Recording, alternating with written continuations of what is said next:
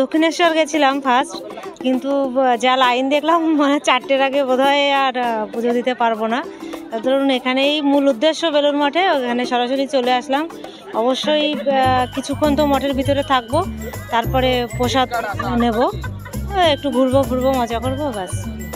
অবশ্যই নিজের পরিবার পরিজন ইভেন সার্বিক সমস্ত কিছু ভালো হোক, সবার মঙ্গল হোক।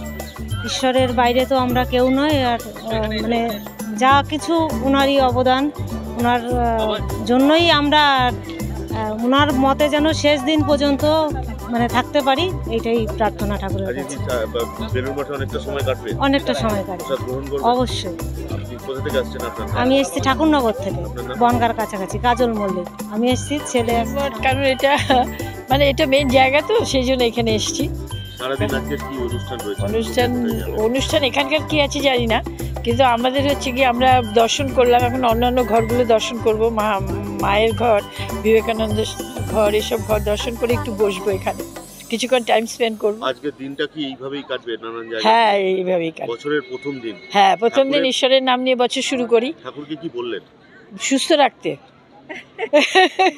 সারা বছর যেন সুস্থ থাকি। আপনি কোথা থেকে এসেছেন? আমি দমদম পার্ক। আপনার নাম? শুক্লা মুখার্জি।